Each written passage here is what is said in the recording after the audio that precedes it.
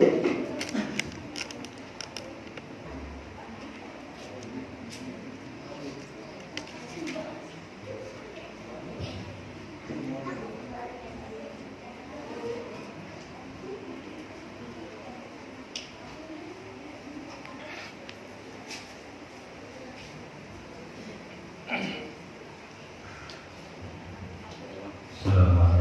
warahmatullahi wabarakatuh. Ala hadhihi wa ala bayyiti salihah wa ala man wa aslatuna wa masyaykhna wa ala man aslahu min ibadihi wa ila hadrati rasulillah sallallahu alaihi wasallam.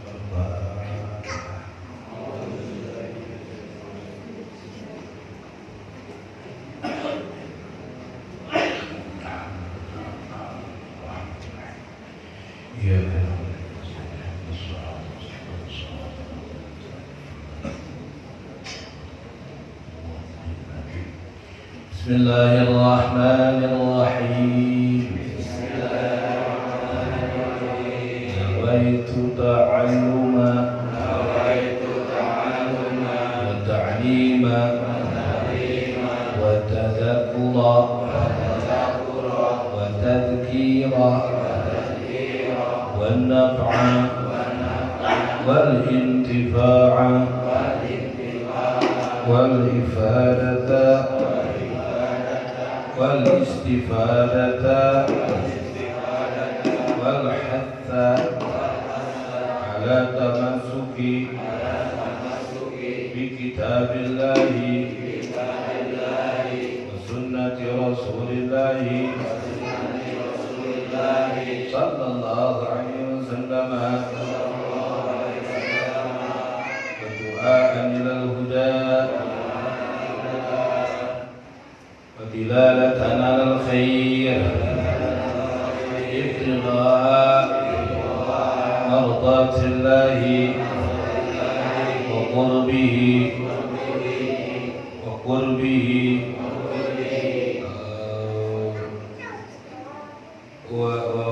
وحسن الخاتمة مع اللطف والعافية وإلى حضرة رسول الله صلى الله عليه وسلم.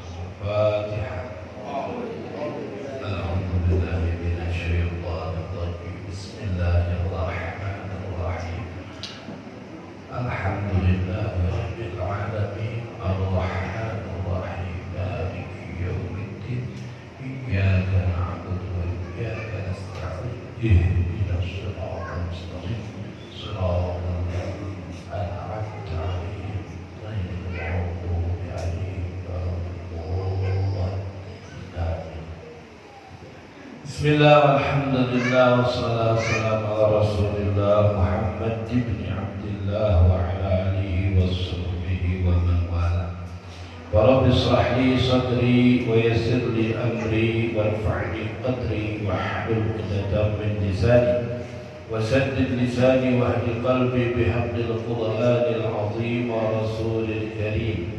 ربنا انفعنا بما علمتنا رب علمنا الذي ينفعنا يا قيوم فلا يفوت شيء من علمه ولا يعوده يا مبدئ البدائع لم يبغي في دين الشيء عنا من خلقه. اللهم أغننا بالعلم اللهم أغننا بالعلم اللهم أغننا بالعلم وزينا بالحلم وأكرمنا بالتقوى وجملنا بالعافية برحمتك يا أرحم الراحمين. Baik itu ni'matul asbah ataupun ni'matul arwah, baik itu rizqul asbah ataupun itu rizqul arwah. Mudah-mudahan Allah Subhanahu wa taala selalu memberikan, bahkan Allah Subhanahu wa taala menambahkan nikmat-nikmat kepada kita. Wabil khusus nikmatul iman wal Islam, juga semoga Allah menganugerahkan nikmatul ihsan kepada kita dan diberikan rezeki oleh Allah, rezeki yang teragung yaitu al-maut ala hisnil khatimah. Itu yang paling besar. Yaitu ketika seorang hamba meninggal dalam keadaan husnul khatimah. Salawat dan salam semoga tercurah atas junjungan alam Nabi Muhammad sallallahu alaihi wasallam, kepada keluarganya dan para sahabat. Jamaah yang dimuliakan Allah, kitabnya Ibadatul Ahkam, syarah daripada kitab Bulughul Maram, kitab hadis ya. Kitab hadis biar enggak bosan ya. Biar enggak bosan jadi diganti. Entah seminggu sekali untuk masalah fikih hadis tapi bahasanya condong kepada fikih. Nama kitabnya Bulughul Maram, asal kitabnya. Lalu disyarahkan oleh ayahanda Abuya Muhammad ibn Alwi al-Maliki. Kalau tidak salah ini syarahnya yaitu Al-Habib Al-Imam Alwi bin Abbas al-Maliki. Jadi ayahanda daripada Muhaddisul Hijaz Sayyid Abuya Muhammad bin Alwi al-Maliki radhiyallahu ta'ala anhu. Semoga kita mendapat keberkahan ilmu daripada para ulama. Saya teringat apa yang pernah disampaikan oleh Al-Ustaz Imam Al-Abar Al-Habib Abdul Qadir, ayahanda daripada Sama'atul Ustaz Al-Hafidh Al-Mufid Al-Kutub Al-Duktur Sayyidina Muhammad Al-Habib Abdullah, sekaligus pendiri muassis Pondok Pesantren Darul Surur di Ahli Sunnah Darul Hadis di Ahli Sunnah wal Jamaah, Darul Hadis Al-Fiqhiyah di Ahli Sunnah wal Jamaah. Beliau mengatakan wa kana yaqulu nafa'allahu bihi, dan telah ada beliau diriwayatkan oleh murid beliau, dan beliau meriwayatkan begini, wa kana yaqulu, dan telah ada berkata Imam Al-Habib Abdul Qadir bin Ahmad bin Bughi, nafa'ana Allah bihi, semoga Allah memberikan kemanfaatan kepada kita bihi, dengan kemuliaan beliau radhiyallahu anhu. Beliau mengatakan begini, inna ilmal aslaini, sesungguhnya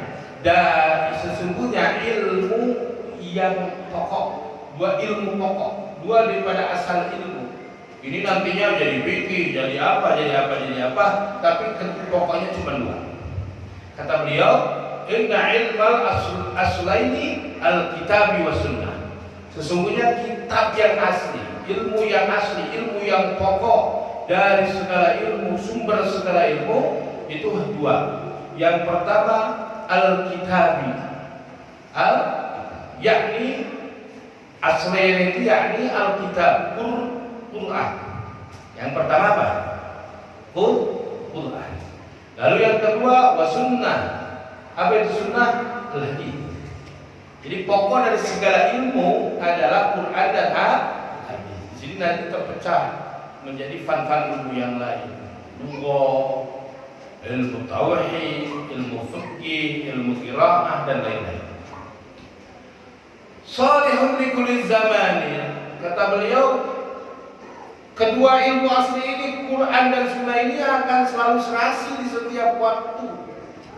Maka jika ada yang mengatakan bahwa Quran dan Sunnah, bahwa Quran dan hadis itu sudah tidak relevan, itu sudah tidak cocok dilakukan di zaman sekarang, ketahuilah bahwa adalah a'da'ullahi wa a'da'u rasul.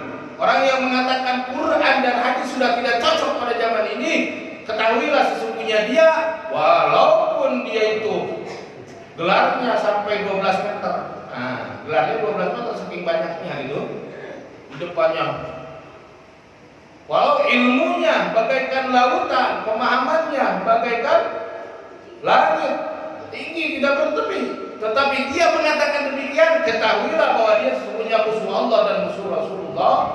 Jangan ikuti orang seperti itu. Mesti ucapannya itu menyejukkan, mesti ucapannya itu mengenakan. Kita kan senangnya yang enak-enak ya. Dan kita itu senangnya yang enak. Allahu Akbar. Padahal para rasul, para nabi tidak enak hidupnya. Kebanyakan para nabi, para rasul hidupnya tidak enak. Hanya sebagian nabi dan sebagian rasul yang Allah jadikan kehidupannya itu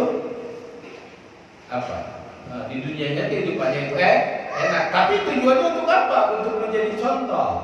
Seperti Nabi Sulaiman dengan kerajaannya, ya. Nabi Ibrahim dengan, tapi Nabi Ibrahim juga mendapat ujian. Jadi ujian itu macam-macam. Nah, dari para nabi para rasul itu kita belajar mempelajari kehidupan dan ujian. Di antaranya Nabi Ibrahim alaihissalam itu diuji oleh orang tuanya. Meskipun ulama tidak sependapat, ada ulama-ulama yang mengatakan bahwa Azar atau Tarah itu bukan daripada ayah Nabi Ibrahim, tetapi paman dari Nabi Ibrahim. Tapi tetap al-am bi manzilatil ab. Seorang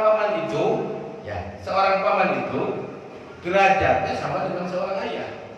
Paman dari ayah itu sama dengan ayah. Ketika ayah tiada, dia yang menjadi wali dan dia yang akan bisa menikahkan putra-putra dari kakaknya. Maka baik-baik ya sama paman dari ayah. Paham ini? Jadi pahami? Karena dari pihak ibu meskipun kakek, meskipun paman itu tidak bisa menjadi wali, tidak bisa. Yang bisa menjadi perwalian itu dari pihak A. Dari pihak ibu itu meskipun ada kakeknya tidak bisa menikahkan, tidak bisa menjadi wali pengganti dari orang tuanya yang sudah tidak ada.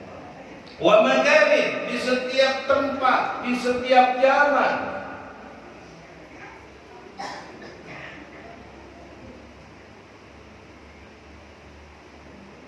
Beliau mengatakan tidaklah terjadi ini kemunduran di dalam umat Islam kecuali dengan inhitab. Al-inhitab itu kejatuhan umat Islam yang asalnya berjaya ila bitarkim ilmal asliyin, kecuali dengan sebab mereka meninggalkan kedua ilmu tersebut, tidak memperdalami Quran dan tidak memahami hadis Rasulullah Sallallahu Alaihi Wasallam. Mudah-mudahan kita hadis kita menjadi orang yang melaksanakan daripada apa yang diwasiatkan oleh beliau. Bismillahirrahmanirrahim. Bab ahkamul miyah. Bab ini menerangkan tentang hukum-hukumnya air. Tentang hukumnya air. An Abi Hurairah, diriwayatkan daripada Abi Hurairah. Siapa Abu Hurairah itu? Nama aslinya adalah Abdullah bin Sakhrah. Abdullah bin Sakhrah. Kenapa dikatakan Abu Hurairah? Karena ada kisah yang unik. Ada kisah unik. Jadi Abu Hurairah itu berangkat menuju masjid. Di tengah-tengah perjalanan ada kucing kecil kedinginan kelaparan. Ketika itu di Madinah musim dingin. Waduh, kalau di Madinah musim dingin, dinginnya nggak ketulungan. Kalau musim panas, panasnya nggak ketulungan. Begitu. Maka kita ada di Indonesia ini, kita harus bersyukur. Allah baik sama kita. Kalau panas ya nggak terlalu panas, kalau dingin nggak terlalu dicoba. Kalau sudah musim dingin di daerah Hijaz, daerah Saudi itu, kalau sudah dingin sampai pecah-pecah ini. Pecah-pecah, saking dingin. Sampai keluar darah kadang-kadang. Kadang tanpa salju, dinginnya itu tanpa salju. Tapi, waduh, betul-betul dingin. Kalau sudah panas, telur dilempar di jalan itu bisa matang. Maka kita bersyukur Allah anugerahkan keindahan Indonesia. Panasnya ya nggak terlalu panas, dinginnya ya nggak terlalu dingin. Tapi jangan dicampur. Kalau dicampur jadi panas.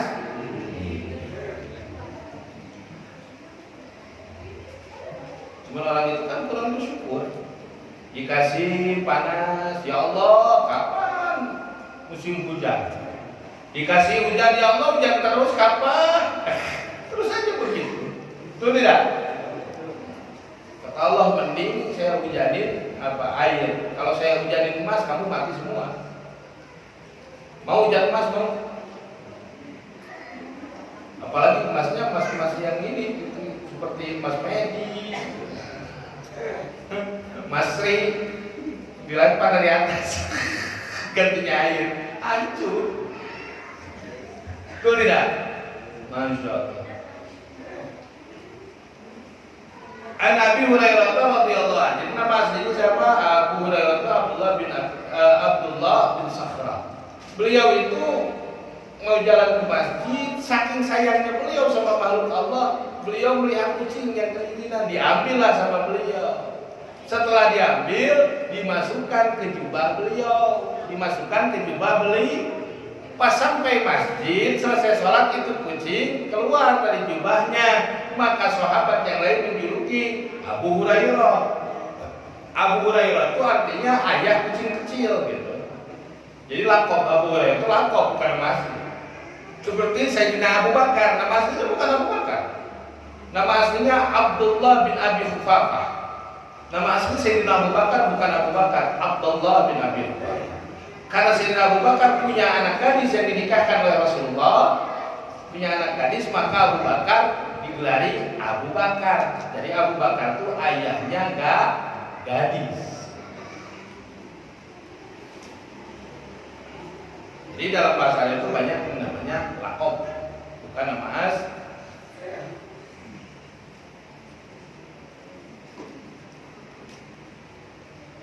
Qala Rasulullah sallallahu alaihi wasallam, bersabda Rasulullah sallallahu alaihi wasallam, fil bahri adalah di lautan,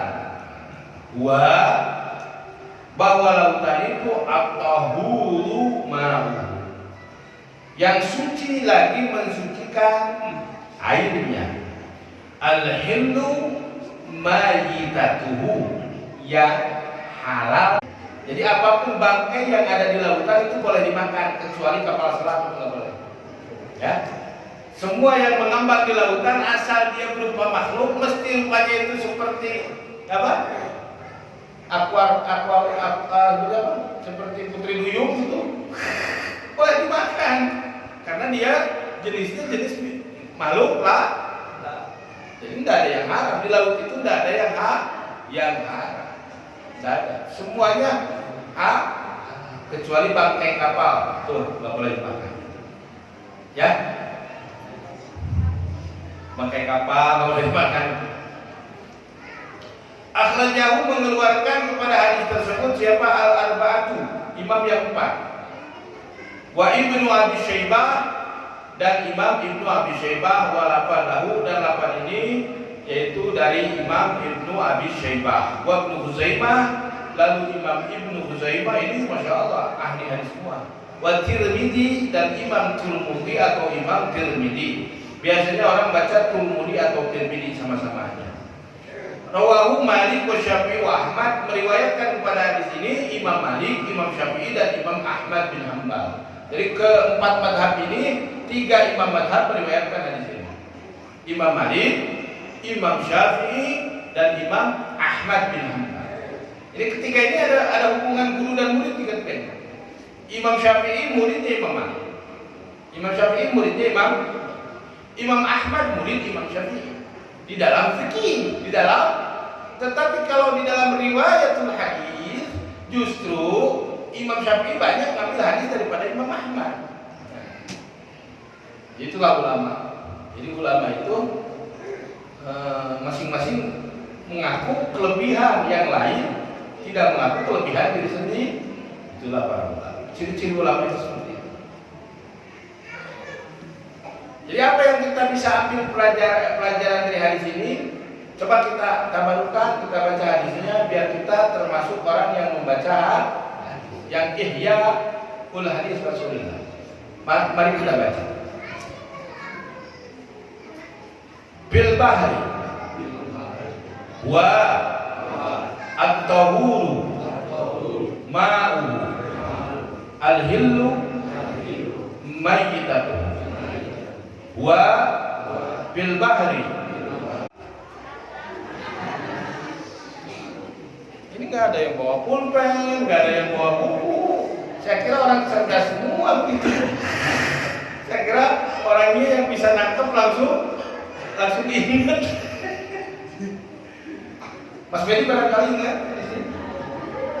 Enggak. Jadi bil bahri wa tahuru mau. Di dalam lautan itu suci mensucikan airnya, halal bangkainya, gitu ya. Di dalam hadis ini adalah asal dari segala asal bersuci, tohar, yang meliputi kepada hukum-hukum yang banyak. Jadi hadis itu sedikit, tetapi penjabarannya yang banyak. Ya. Maka hati-hati di dalam menerjemahkan atau mentafsirkan atau mensyarahkan hadis. Kita lebih baik ikut para ulama, jangan ikut pikiran kita sendiri. Sebab bahaya. Sebab Nabi mengancam. Apalagi Quran, Nabi mengancam. Dalam urusan mentafsir Quran sembrono itu Nabi mengancam. Man fasara Qur'ana bil ra'yihi falyatabawwa maq'adahu minan nar. Tenang begitu. Sabda Nabi Muhammad SAW, siapa orang yang berani mentafsirkan Quran dengan pemikirannya dia, tidak mengikuti ulama yang ahlinya, maka dia itu bersiap-siap mempersiapkan tempat duduknya di api neraka. Jadi kalau Quran ikut ulama yang paling wafat, pendapatnya itu yang paling kuat, bukan nyari yang paling lemah, tapi yang paling kuat.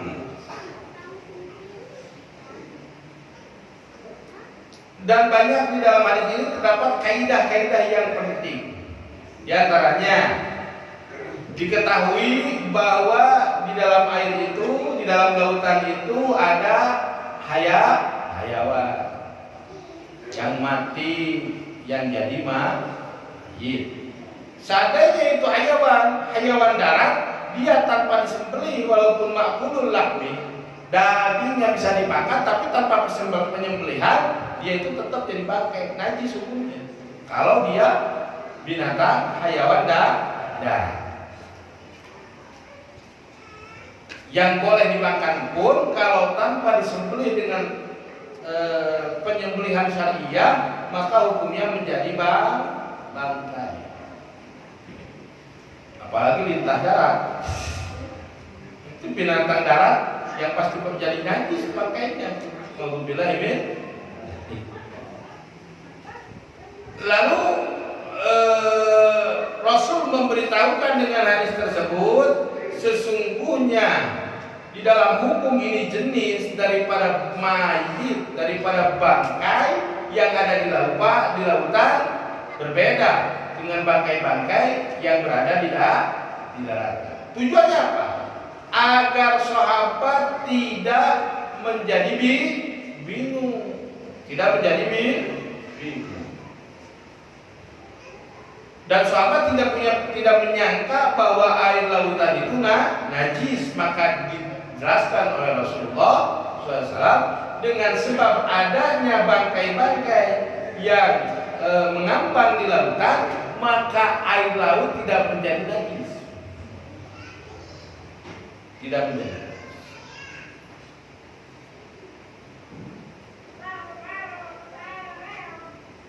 Jadi dalam itu kita harus wawasannya itu harus luas. Kalau ada satu pendapat yang berat, kita pakai saja.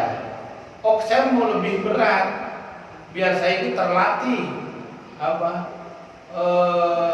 melaksanakan taat kepada Allah. Saya ngambil yang paling berat aja. Di antaranya contoh, ada sebagian ulama yang menghukumi bahwa kotoran dari ikan yang kecil-kecil yang ada di akuarium itu hukumnya najis. Ya silakan saja. Tapi saya mah nggak begitu. Saya mencari pendapat yang biar orang umum nggak kebingungan. Kita kan orang umum, bukan orang ahli, gitu. Kalau silakan, tapi jangan paksakan pendapat kepada rakyat. Jadi yang namanya ikan kecil-kecil itu kotorannya yang ada di akuarium itu dimakruh. Kotorannya dimakruh.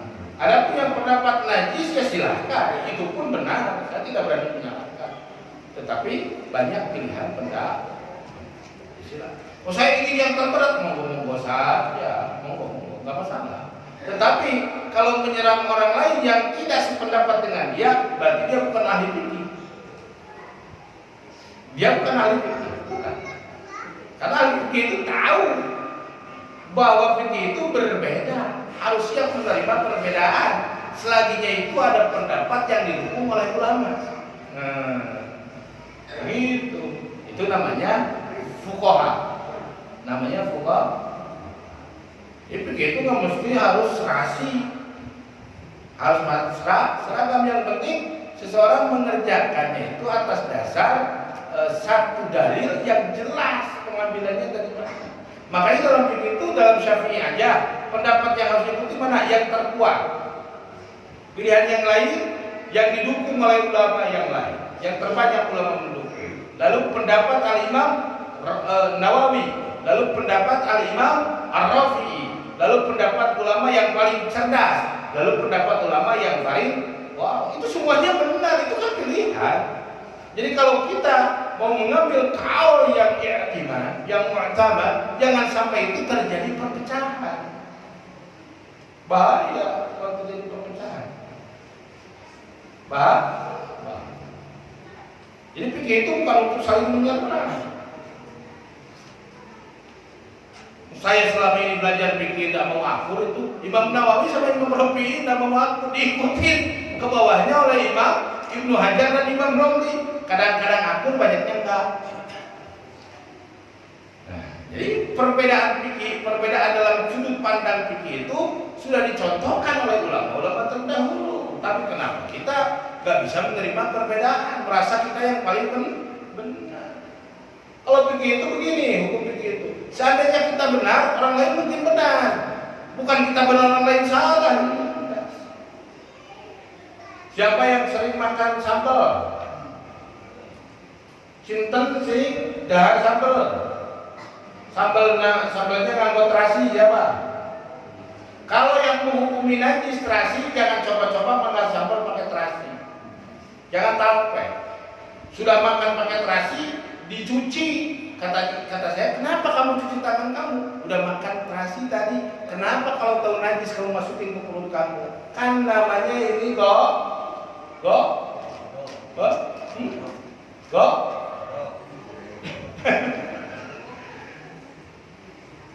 Udah tahu najis kenapa dimakan? Makanya kalau saya lebih mengambil pendapat Al-Imam Ar-Ruyani, pendapat ulama mazhab Syafi'i yang memperbolehkan, boleh-boleh saja.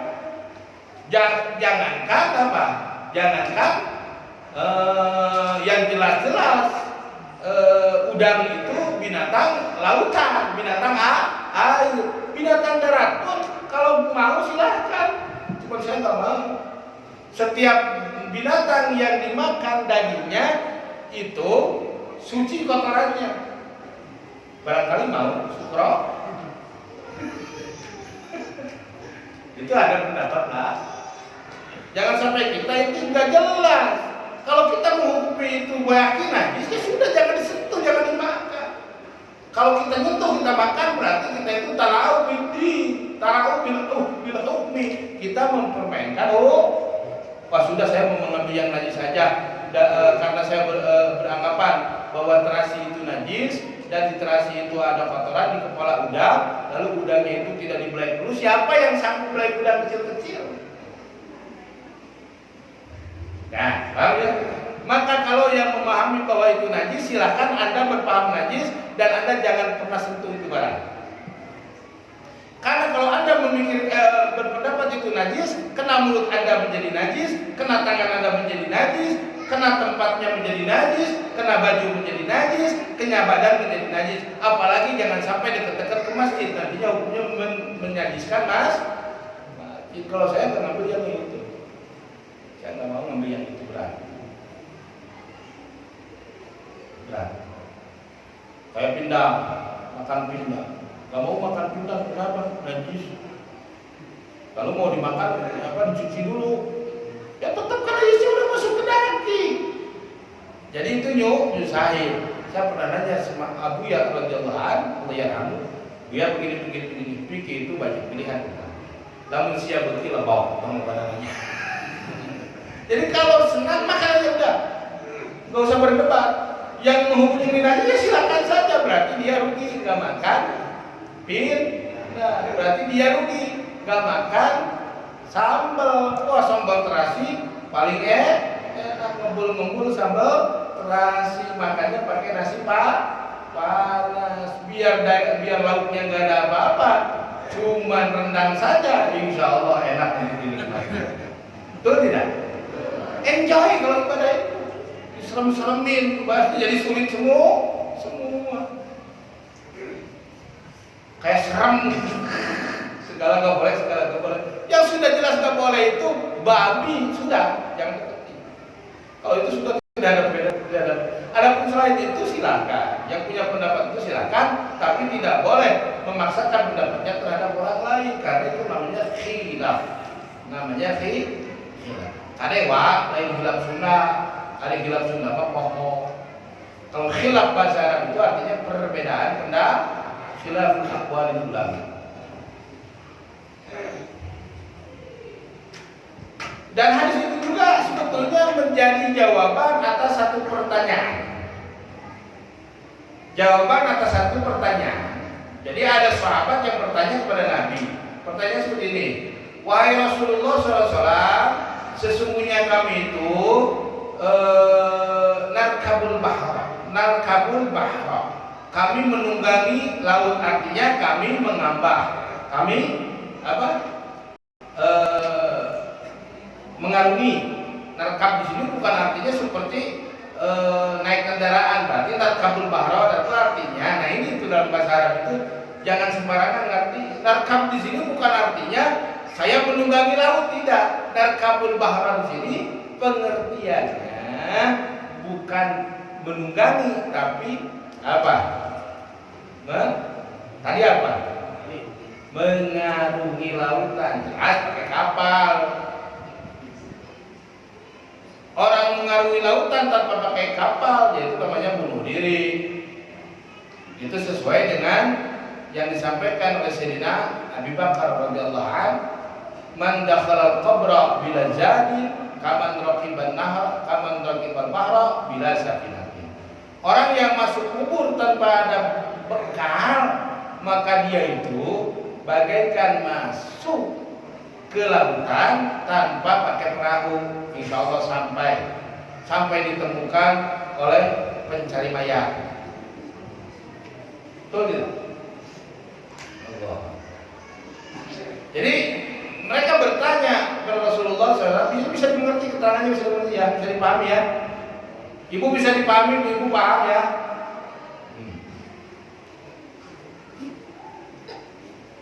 Wa nahmilu ma'ana qalila minal ma'i. Lalu kami membawanya sebagian dikit dari air saja. Apabila berwudu kami, ifaidah tawaddu'na, apabila berwudu kami dengan air yang sedikit tersebut, atisna, kami akan. Jadi atisna itu bahasa Arab. Kalau ada nama atisna berarti bahasa Arab, artinya kami haus. Atisna itu artinya kami haus. Atisna, kami merasa haus. Apakah kami harus berwudu dengan air tersebut? Maka Rasulullah mengatakan, bi'anna ma'al bahra tahirul mutahhir. Air lautan itu suci mensucikan. Wajada hukman lam yas'al anhu kana ahaqqa bi yas'al anhu bi fawaid hukmin illa wa huwa hillu mayyit. Lalu Rasulullah memberikan lagi faedah yang lebih dari pertanyaan, supaya sahabat tidak ragu-ragu lagi ketika mengarungi lautan. Ya, airnya suci mensucikan, lalu bangkainya pun tidak najis. Maka bangkai binatang yang boleh dimakan dalam keadaan mati cuman apa? Cuman ikan. Lalu binatang darat yang boleh dimakan mati belalang. Jadi belalang itu enggak perlu disembelih dulu gitu. Allahu Akbar, Akbar. Belalang itu kalau nemu dikumpulin digoreng saja langsung. Wah, itu halal. Jadi halal dan bergizi ya. Kalau dulu banyak belalang, kalau sekarang nggak ada. Saya masih kecil dulu masih banyak belalang. Cuman kalau di Jepang jadi Satria Baja Hitam. Belalangnya jadi Satria Baja Hitam.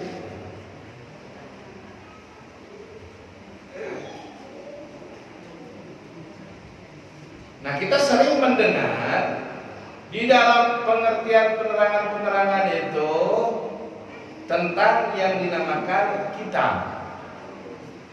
Kitab itu secara ilmiah apa sih?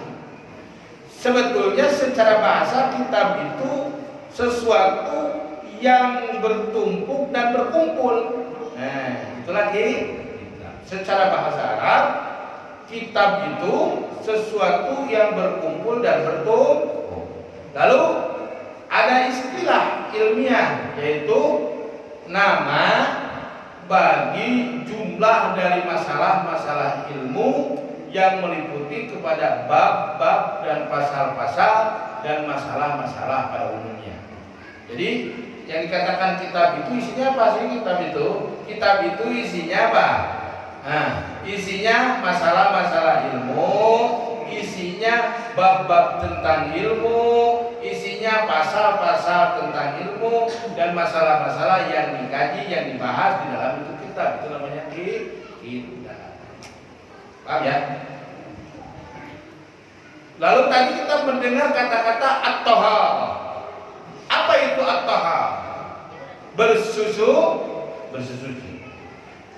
Jadi taharah dalam bahasa Arab, namanya an-nadhafah, kebersihan. Wa najahah. Nadhafah wa najahah, dan membersihkan anil aqdar dari segala yang dianggap kotor. Jadi kalau hukum tidak dijelaskan yang mana adat yang mana syariat, maka kacau. Karena mandi itu ada mandi adat, ada mandi syariat. Nah, mandi adat itu mandi kebiasaan. Orang yang tidak beragama pun mandi mereka kan. Orang yang tidak muslim pun mandi. Mandi mereka bukan ibadah. Mandi mereka tanpa syarat, tanpa ada sesuatu yang harus dikerjakan, tidak. Terserah mereka lah mandinya mau gimana. Tetapi kalau sudah mandi itu masuk ke ranah syariat, maka ada tata cara yang harus dilaksanakan, tidak boleh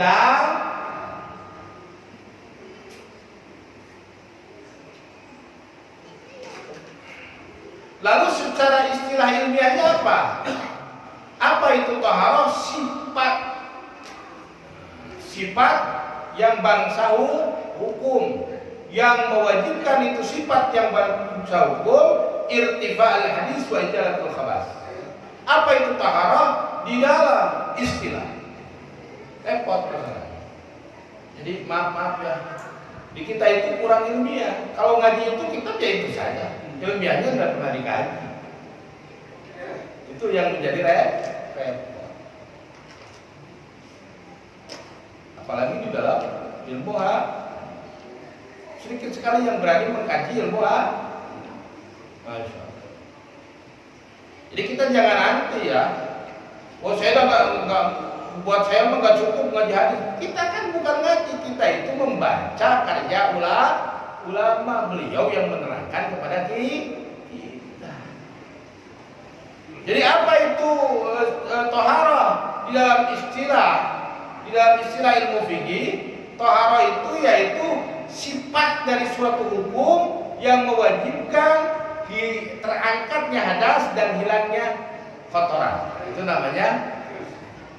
Maka kalau bersuci tanpa ada hilangnya hadas dan terangkatnya hadas atau hilangnya kotoran, maka itu tidak dianggap suci. Makanya dalam air harus ada penjelasannya. Air yang mana yang boleh dipakai untuk suci dan mensucikan. Bagaimana tata caranya, tidak bisa sembarang. Karena dalam Islam itu hukum ada 3. Ini pasti dipahami. Yang pertama hukum akal. Kalau ini tempatnya di dalam hati. Karena yang dibahas ini masalah robbaniyah, ketuhanan saja. Yang kedua, namanya hukum syariat, hukum syariat. Hukum syariat yang ketiga namanya hukum adat. Dalam agama itu hukum ada tiga: hukum akal, hukum syariat, hukum adat. Di antara yang tiga ini mana yang tertinggi dan kita harus ikuti? Hukum syariat. Karena hukum akal itu tidak membahas hukum tentang bagaimana tata cara beribadah, tidak. Di dalam hukum akal itu yang dibahas cuma Allah. Tauhid yang dibahas. Maka ketika dalil di dalam hukum akal berbenturan dengan hukum syariat, mana yang diambil, mana yang ditinggalkan? Yang ditinggalkan hukum akal, yang diambil hukum syariat. Karena dalam hukum akal, surga itu tidak wajib adanya. Betul tidak Ustaz Ruslan? Yang wajib dalam hukum akal apa? Wujudullah Ta'ala. Hanya wujudnya Allah yang wajib. Selain daripada wujud Allah, namanya jaiz. Karena syariat sudah menjelaskan, Allah sudah menjelaskan dalam Quran, Nabi sudah menjelaskan di dalam hadisnya bahwa neraka dan surga itu bakal ada dan abadi, maka itulah yang dikatakan syariat. Inilah yang diambil dasar dan inilah yang diambil pilihan, bukan hukum Paham ya? Paham ya? Kita mesti tahu masalahnya. Mesti tahu, mesti paham lah sedikit-sedikit. Harus maju dong. Harus maju. Harus. Kalau sudah mendengarkan, jadi nggak perkara yang aneh lagi. Nah, di sini dibahas tentang fikih hadis di atas. Mana fikih hadis yang mengatakan al-ma'u fil bahri apa tadi? Tahirun. Ya. Fil bahri tahurun ma'uhu. Awas, berbeda tahir dengan tuhur, berbeda. Dalam istilah fikih, tahir itu dengan tuhur sangat jauh perbedaannya. Jadi, tahir itu suci tapi tidak mensucikan. Air kelapa itu tahir, air kopi itu tahir, air teh itu tahir, air apapun itu tahir, kecuali yang najis itu khamar dan air yang terkena najis itu najis, mutanajis, atau air yang sudah dipakai menghilangkan hadas atau menghilangkan kotoran najis, itu namanya air musta'mal. Tapi tahur itu berbeda dengan tahir. Jadi setiap tahur pasti tahir. Ayo. Setiap tahur pasti tahir. Setiap tahir belum tentu tahur. Bisa dipahami ya? Jadi setiap air yang suci itu belum tentu mensucikan. Tapi kalau air yang suci mensucikan, otomatis air seperti air lautan. Kalau mau minum silakan saja, cuma saya nggak mau, sebel air lautan. Boro-boro jadi seger. Dulu pernah nyoba minum, malah muntah. Tapi itu orang kalau minum air lautan, ya, insya Allah itu baik buat apa? Buat lambung. Buat lambung baik. Yang punya penyakit lambung, rumahnya dekat laut, minum aja tiap hari.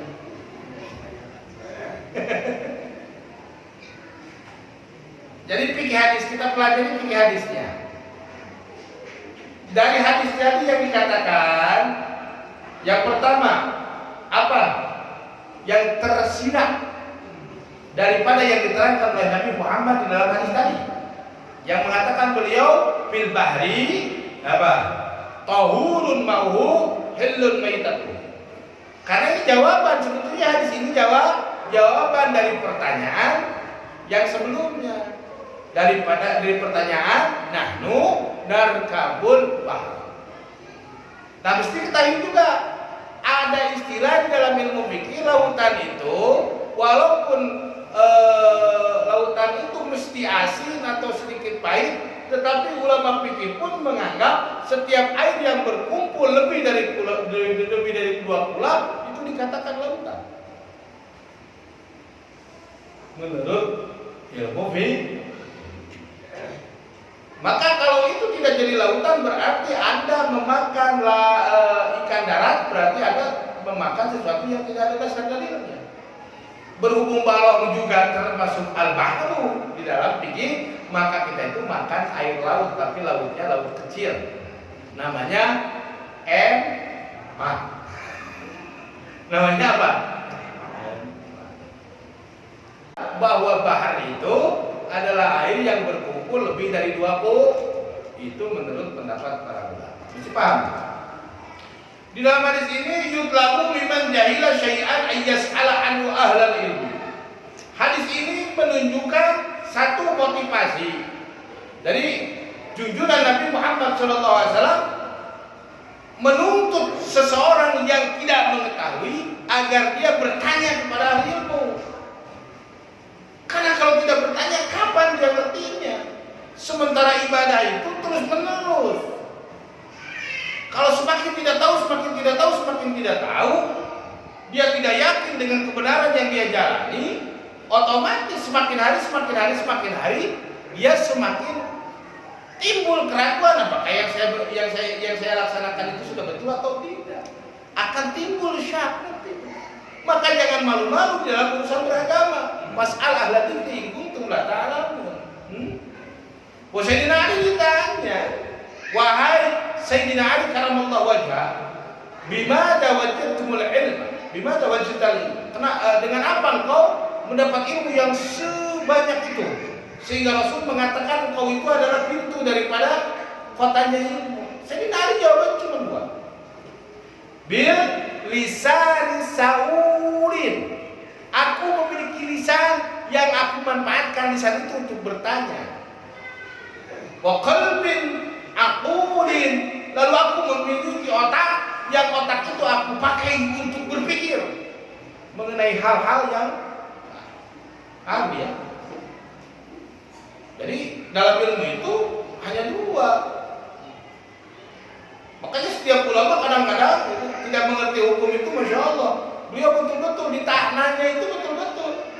Sampai bayangkan orang yang jauhnya ratusan kilometer itu dari Baghdad, beliau datang ke Madinah, cuma menemui sahabat menanyakan apakah hadis itu benar dari Rasulullah. Masya Allah. Sampai segitunya. Masya Allah. Itu orang yang sudah nikmat dengan ilmu. Hatinya itu nafsunya bukan kayak kita. Kalau kita belum bergeser daripada, kan dalam nafsu itu kebagi dua. Ada nafsu latifatul mutrikah, itu terbagi 7. Ada yang dikatakan nafsu ghoriziyah. Nafsu ghoriziyah itu tidak beda seperti binatang. Bika. Itu sama, binatang sama. Berarti kalau kita tidak bergeser dari ghoriziyah ini, apa bedanya kita dengan apa? Kebo. Apakah tahu kebo artinya? Kebo itu saudaranya sapi. Jadi kita belum bisa lepas dari sifat itu. Nah, jadi kita itu masih ada dalam sifat dalam nafsu, hubungan nafsu amarah. Yang kedua lawamah. Kita belum sampai mulhimah. Ahli-ahli itu paling tidak mulhimah. Nafsunya itu jadi selalu mendapat ilham untuk menyerap kebaikan-kebaikan, memakai akalnya untuk mendatangkan kebaikan-kebaikan. Akan timbul sifat pengasih, sifat pemaaf, sifat yang baik-baik. Kalau lawamah itu begini. Kalau amarah itu sudah sama sekali tidak ada baiknya. Kalau lawamah itu begini. Kadang-kadang dia itu mencacat amalnya. Dia tahu bahwa pekerjaan itu jelek, cuma dia tidak bisa berhenti. Nah, sifat nafsu lawamah itu diantaranya dia senang mencaci orang lain. Di samping dia juga mengakui kesalahan dirinya, tetapi dia senang mencaci orang. Sifatnya sombong, sifatnya takabur, sifatnya bakhil, tidak mau berbagi terhadap orang lain. Berarti yang begitu dia nafsunya belum bergeser dari nafsu lawamah. Adapun pencinta ilmu itu sudah tinggi. nafsunya namanya mulhimah. Mulhimah. Naik lagi nanti nafsu apa? Nafsu mutmainnah. Naik lagi nanti nafsu radiyah. Naik lagi nanti nafsu mardiyah. Nah, nafsu kita ini masih di garis dua. Garis dua terburuk, bukan garis dua terbaik. Yaitu masih di sekitar amarah dan lawamah. Itu pentingnya ngaji supaya kita tahu keburukan kita. Kalau kita nggak ngaji ya kita nggak tahu bahwa kita itu pedit, bahwa kita itu sombong, bahwa kita itu selalu ingin menang sendiri, bahwa kita itu adalah orang pencaci, kita itu pendengki, tidak tahu kita. Tapi kalau ngaji ya sewaktu ngaji kita merasakan oh itu saya. Maka kalau ngaji nggak enak berarti kita itu sedang apa? Sedang diobati. Hati nggak merasa enak. Kenapa sih Ustadz teranginya begini? Nggak enak banget. Nah, berarti lagi berfungsi obatnya. Hati kita lagi menerima obat. Obat itu nggak enak kan? Obat yang enak itu madu saja. Selain madu nggak enak. Madu yang mana? Madu yang diambil dari gitu.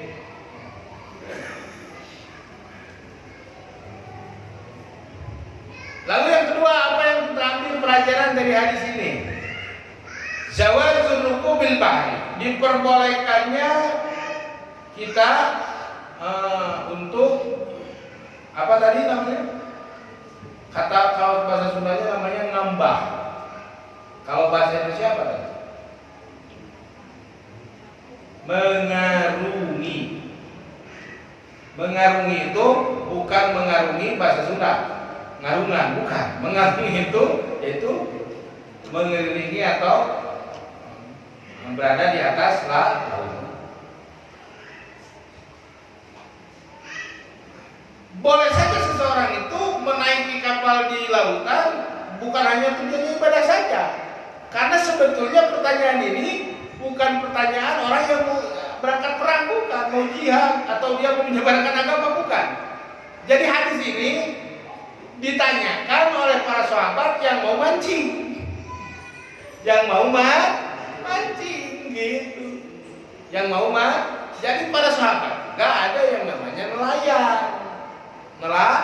nelayan bertanya sama Nabi, para nelayan ini begini.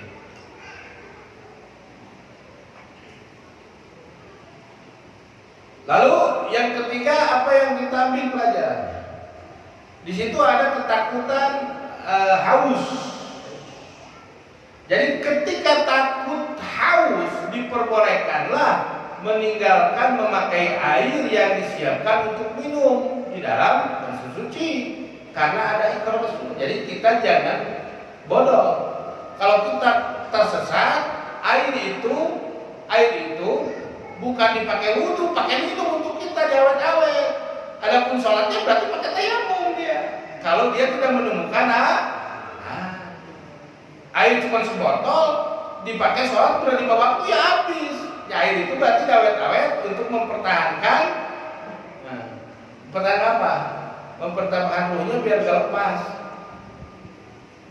Ya, karena kalau nggak dikasih minum dia otomatis game over. Is dead.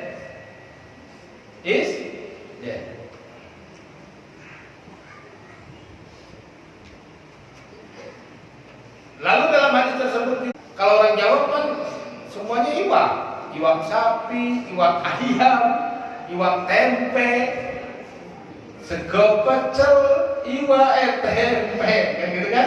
Lauk pauk gitu. Padahal iwak aslinya apa? Saya nanya sama orang Jawa asli lah. Bukan Jawa KW. Ada Jawa KW, ada wakum. Orang Sunda ada di Jawa Tengah, itu Jawa KW namanya. Betul tidak? Iwak itu nama binatang apa nama makanan? Hah? Ya kenapa? Ada iwak jangan, ada iwak tempe. Nah, jadi bahasa yang sudah dibakukan, padahal aslinya iwak. Begitupun bahasa Arab. seperti bahasa Jawa, ada bahasa yang memang asalnya bukan bahasanya.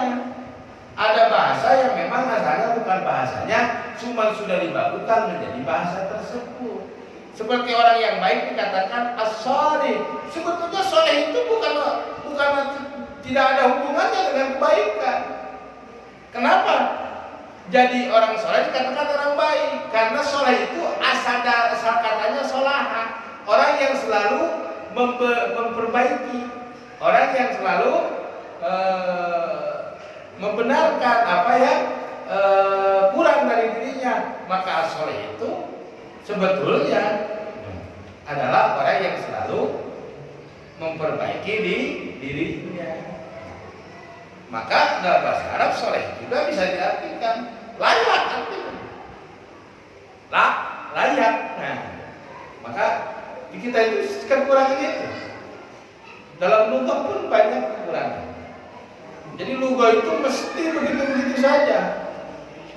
Padahal dalam bahasa Arab dari satu kata itu bisa menjadi 20, bisa menjadi 70 berapa? Dari pa'ala makan menjadi yakulu, menjadi fa'ilu, menjadi maf'ulu. Dari akala makan menjadi yakulu sedang makan. Ukul makanlah olehmu. Akala yakulu aku. Maka dan yang dimakannya apa? Makulun, yang dimakan. Kul, kata perintah, makanlah olehmu. Akilun, orang yang sedang makan. Banyak. Jadi loba terus.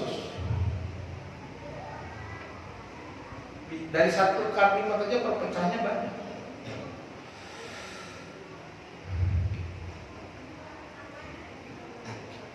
Lalu pelajarannya apa? Ikan tidak perlu disembelih. Cuma di dalam fikih kalau nemu ikan sebesar sapi itu sunat, dianjurkan disembelih hidup-hidup. Kan dianjurkan. Jadi kalau kita nemu ikan mati ya diambil aja, digoreng, nggak masalah. Beda kalau nemu sapi mati ya jangan digoreng karena najis. Tapi dalam fikih ukuran ikan besar itu harus dianjurkan disembelih. Ukuran ikan cuma nanya besarnya kan beda. Kalau nanya besarnya sama orang yang biasa menjadi luhur, paling ukuran sekilo sudah jangan besar. Tapi kalau nanyanya sama nelayan yang di tengah laut, ikan besar itu sebesar apa? Nah, gitu.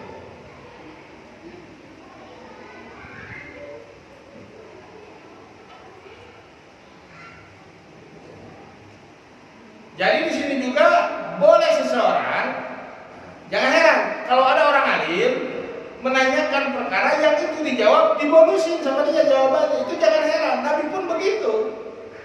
Jadi diperbolehkan seseorang yang ditanya menjawab akal masalahnya dijawab, lalu dia menjawab sesuatu yang tidak ditanyakan untuk memberikan faidah kepahaman kepada orang yang bertanya. Wallahu a'lam bishawab.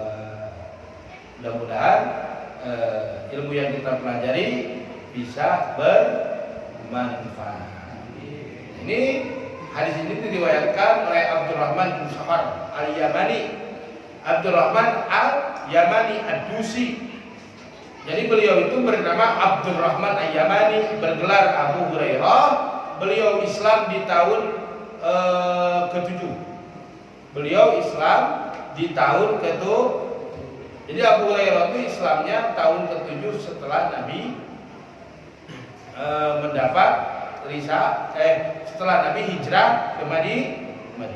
Jadi tahun ke-7 setelah hijrah di Madinah. Meriwayatkan kurang lebih 5.374 hadis. 5.374 hadis. Masya Allah. Kalau kita hadis satu aja tadi nggak hafal, ulang 3 kali Tidak apa-apa. Sedangkan Nabi kan berkata, Masya Allah, berarti tingkat kecerdasan para sahabat itu di atas rata-rata. Ihtimam.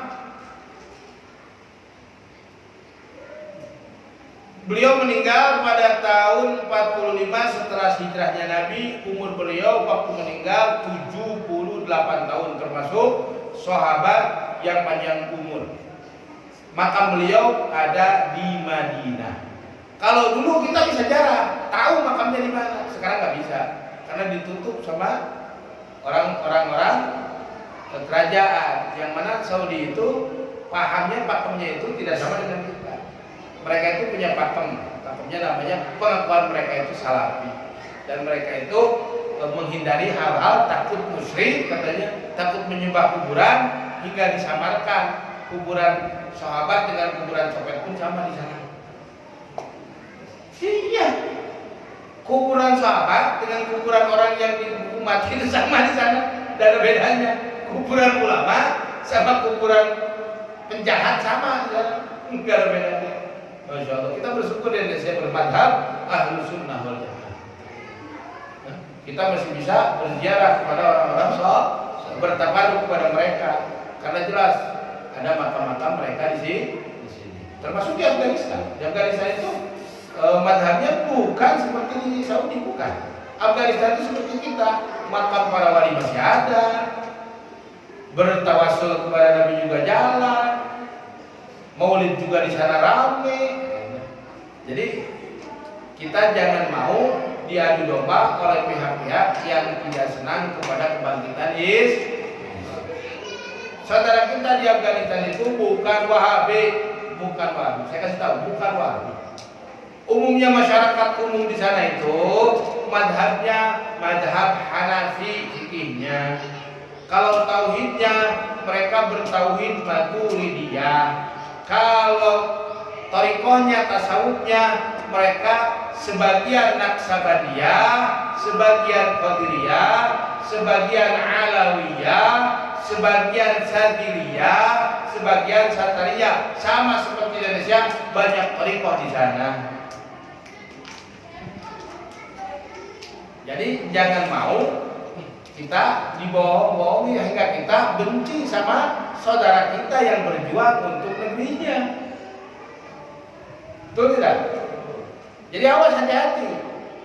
Propaganda musuh-musuh Islam itu adalah pasti siapapun yang ingin menegakkan hukum Islam dibilang teroris. Sudah itu pasti. Jangankan di luar negeri, di kita saja begitu kok. Betul. Jadi kita jangan percaya bulat-bulat sama berita media apa mainstream. Apa? Mas Tony? Mainstream apa? Bukan mainstream. Yang datang dari mereka. Kita harus tabayun dulu. Mereka itu ahli tiraka. Makam-makam wali di sana diurus. Makam-makam wali di sana diurus. Sebagian ada orang Syiah, sebagian ada orang Salafi, sebagian kecil. Dari 100% mereka mungkin nggak sampai 10%. Dan pada asalnya mereka pun datang dari luar. Berhubung mereka tamu diterima sama orang Afghanistan. Setelah namu kurang ajar, mereka dimusuhi juga. Dimusuhi oleh orang-orang Afghanistan sendiri, tidak senang kepada ajaran mereka yang mengkafir-kafirkan orang lain, mesti sama Islam. Jadi jangan mau percaya. Jangan mau percaya. Kita doakan. Mudah-mudahan setidaknya di dunia ini masih ada yang betul-betul menegakkan ajaran menegakkan ilmunya kata Rasulullah SAW. Kan dibohong-bohongin mereka jual heroin. Maaf, yang jual heroin bukan mereka. Heroin itu yang jual CIA bekerja sama dengan penduduk setempat yang bisa dibeli. Adapun pemerintah sekarang Emirat Islamiyah itu melarang wanita tidak boleh keluar. Karena apa? Karena apa? Karena memuliakan wanita. Coba zaman sekarang, di mana sih kemuliaan wanita? Saya ngeri nonton TV ada jotos-jotosan, cewek sama cewek pakai pakaian yang tidak senonoh, Cuma pakai cawat sama apa, masya Allah gitu, buat nutup dadanya. Yang satu ngebanting yang lain, main tonjok-tonjokan. Apakah itu memuliakan wanita? Wanita itu bukan untuk digitukan dalam Islam. Dianggap ayam aduan, bukan. Islam itu justru memuliakan wanita. Wanita itu kudratnya makhluk feminin yang harus dihormati, yang harus dilindungi, bukan diadu kayak ayam. Alhamdulillah, barangkali memang wanitanya yang tidak mau mulia. Kenapa? Karena setan selalu akan membisikkan apa-apa yang berlawanan dengan apa yang diperintahkan Allah dan Rasul. Mengangkat tidak apa? Karena pemerintahnya radikal, pemerintahnya itu tangan besi karena menggunakan hukum syariat. Kalau begitu sama saja yang mengiyakan atas perkataan itu sama saja Anda dengan mengatakan bahwa dulu Rasulullah pun bertangan besi. Hati-hati, apalagi golongan sepilis. Ini di Indonesia itu sudah banyak golongan sepilis di organisasi besar apapun, tidak luput dari orang-orang sepilis. Tahu orang sepilis? Sekuler. Sekuler, sepilis itu kan singkatan. Sekuler sama apa?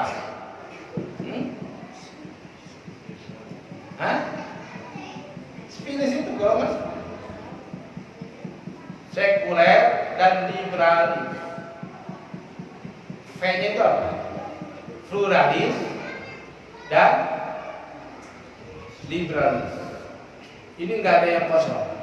Baik itu, maaf jangan tersinggung, baik itu terutama NU tidak bisa dipungkiri, terutama NU.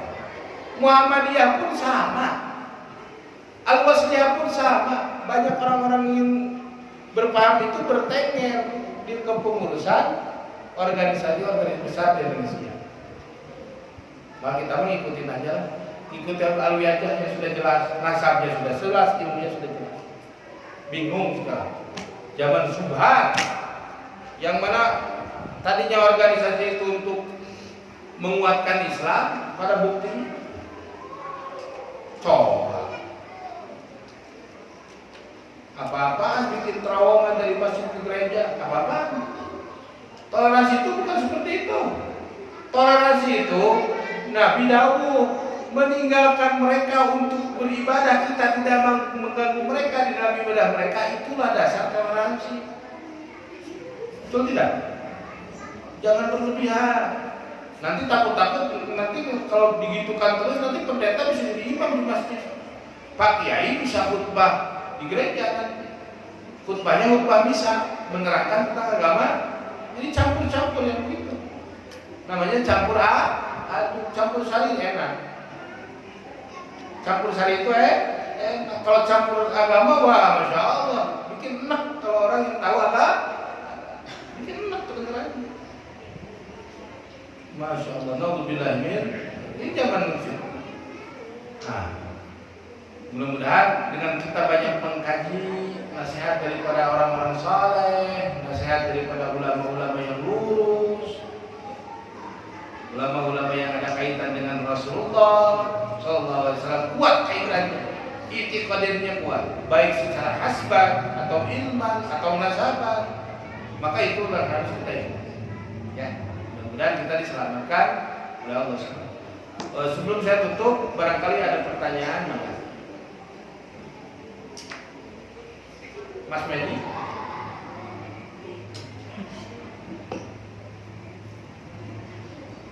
Enggak apa-apa, silakan. Enggak. Yang mau bertanya silakan. Jangan malu-malu kalau memang kita nggak tahu. Dan saya juga nggak akan malu kalau saya nggak tahu. Ya, kalau saya jawab nggak tahu ya nggak tahu saja. Kalau malu ilmu itu bukan punya kita. Daripada ngaco jawabnya, kita bilang lebih baik kita nggak tahu. Kita cari lagi jawabannya yang benar, tanya lagi. ibu-ibu saja. Laki-lakinya ini para sholihin di sini mah. Sholihah. Wakum dari nama saya. Ya saya. Ya kasih aja ke ibu-ibu. Biasanya ibu-ibu lebih berani bertanya.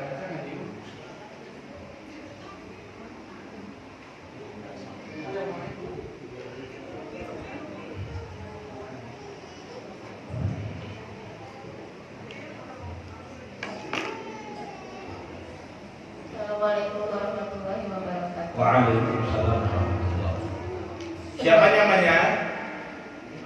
Siapa namanya? Ibu Aini. Nah. Semoga Pak Ustaz selalu berada dalam lindungan Allah Amin. Subhanahu wa Ta'ala dan selalu diberikan kesehatan. Amin. Ini ada saya punya 2 pertanyaan Pak Ustaz. Mangga. Yang pertanyaan pertama lebih ke sharing gitu. Yang pertama, Pertanyaan ke sharing masalah apa sih ini? Pertanyaan rokok. bagus. Ya. Yang kedua. Nah, mesti jawab satu-satu dulu. Jawabnya mau satu-satu dulu jawabnya. Oh, belum. Ya, bentar. Tentang rokok, jadi para ulama nasional dan dunia itu kan udah menfatwakan kalau rokok itu sekarang enggak lagi makruh, tapi haram. Dengan berbagai penjelasan dan alasannya. Iya. Yang pertama, rokok itu adalah racun yang bisa meracuni tubuh secara perlahan dan tanpa kita tidak sadari. Iya. Yang kedua, katanya suatu sifat boros Betul. yang tidak disukai Allah Subhanahu wa Ta'ala. Betul. Karena jika membakar satu batang rokok itu sama dengan membakar uang. Iya. Jadi seperti uang itu nggak ada manfaatnya gitu. Betul.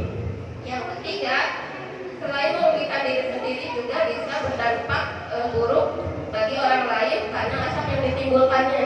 Ya betul. Yang keempat, rokok itu banyak sekali mudaratnya daripada manfaatnya. Iya. Jadi para ulama itu merujuk kepada ahli yang meneliti.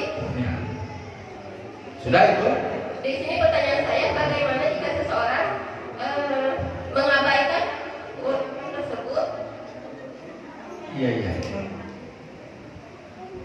Pertanyaannya gini, Kembali. bagaimana jika seseorang mengabaikan fatwa para ulama tersebut? Apakah dosa? Jadi begini pertanyaan singkatnya, rokok itu banyak ulama, tidak semua. Dengar ya, banyak ulama, sebagian ulama yang menyimpulkan bahwa rokok itu haram. Saya tidak mengambil ulama lain. Guru saya sendiri, Profesor Dr. Al-Habib Abdullah bin Abdul Qadir, seorang muhaddits, itu mengharamkan rokok. Hukumnya rokok haram. Alasan beliau karena menjerumuskan diri kepada tahlukah. Dalam itu tidak bisa. Selain hukum yang tidak khilaf, itu tidak boleh langsung mengambil keputusan kamu kalau merokok berdosa. Tidak bisa dalam fikih. Kecuali kalau kamu minum khamr kamu berdosa. Kita harus ambil dulu kesepakatan hukum. Samping Quran hadis ada yang dikatakan ijma'ul ulama. Yang menyebabkan kesepakatan ulama yang diharamkan itu syurbul khamri, minum khamr.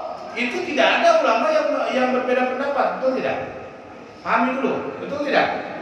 Setiap ulama mengatakan bahwa minum minuman keras adalah haram, betul? Karena ini sudah jelas nasnya. Adapun masalah yang khilafiyah seperti rokok, silahkan yang berpendapat haram jangan dekat-dekat. Jangan dekat-dekat, karena haram. Maka kembali lagi kepada hukum asal.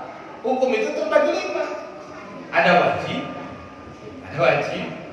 ada apa? Ada sunnah, ada makruh, ada mubah. Kalau wajib tidak mungkin. Kecuali Memang ada dokter yang mengatakan bahwa seseorang ini obatnya itu nikotin yang ada dalam kandungan rokok. Nah itu bisa wajib loh, merokok itu bisa wajib. Bukan haram saja, bisa wajib bagi orang yang memang kata psikiater kamu itu harus merokok. Kalau nggak merokok kamu lihat tali nanti narik kamu suruh bunuh diri gitu umpamanya. Jadi rokok itu bisa jadi wajib untuk dia. Bisa jadi Terus yang pasti umumnya pendapat ulama tidak bergeser, tetap pendapat terbanyak dari ulama makruh, tetap tidak bergeser. Bukan artinya sudah berubah, bukan. Itu ulama dari dulu memang begitu. Hukum rokok itu seperti hukum musik, tarik menarik saja dari dulu. Yang senang yang mengatakan mubah, yang tidak senang yang mengatakan karena ini tidak ada nas yang betul-betul mengharamkan mengenai satu permasalahan. Berbeda dengan keharamannya berzina. Siapa yang dibilang halal zina? Mulai ulama sekali ber-RT sampai sekali ber-RW sampai ulama nasional atau ulama katanya tadi internasional tidak berani bilang bahwa zina itu boleh. Sepakat? Karena sudah jelas musuhnya, sudah jelas aturannya. Adapun mengenai rokok ini tidak akan berhenti pertentangan tentang rokok. Sebagian ulama mengatakan makruh, bahkan sebagian ulama mengatakan mubah. Saya dapat cerita Abu Yakin Muhammad Yahya itu tidak merokok. Beliau itu tidak merokok sama sekali. Karena setiap ngaji ngantuk, sama guru sekaligus mertua beliau Abu Yalon dimasukkan padudan itu ke mulutnya. Udur siap, wae. Untuk murid lagi hukumnya, karena dia memerintahkan gurunya. Jadi kita kalau mengambil hukum itu, membaca hukum tidak boleh sepihak. Alasan yang lain juga harus diambil. Terus bagaimana makruh rokok? Kenapa khamr itu haram, sedangkan rokok itu makruh? Kalau yang namanya narkotik, obat-obat terlarang, ketika dikonsumsi, ketika itu juga berefek buruk kepada badan. Betul. Sekarang minum, Bang Yani, Bang, apa laki-laki? Dago, dicomot ke sakit, minum segelas, dia langsung pusing ketika itu pun mabuk. Madaratnya langsung terjadi. Setiap yang demikian hukumnya jelas haram dalam agama. Adapun rokok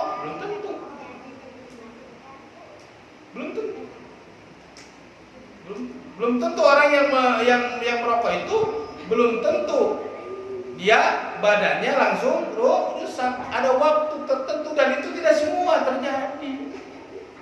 Walaupun kata seorang dokter mengatakan perokok itu tidak akan kemalingan karena setiap malam batuk-batuk berjudi. Yang kedua, perokok itu tidak sampai mengalami bongkok karena sebelum waktunya bongkok udah mati duluan.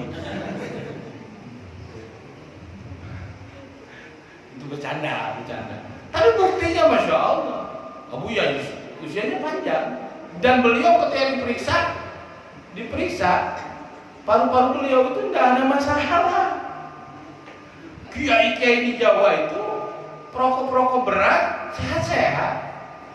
Maka kata saudara saya mengatakan orang yang merokok itu penyakitnya paru-paru, tapi orang yang tidak merokok penyakitnya rupa-rupa. Paham ya? Jadi kalau mau mengambil kesimpulan dalam hukum yang tidak qat'i, yang hukum itu tidak betul-betul ada dasarnya Quran dan hadis yang melarang, maka itu masuknya ranah khilafiyah. Tidak boleh kita mengatakan haram secara mutlak. Ada yang mengatakan haram berarti ikhtiar, termasuk guru saya juga haram.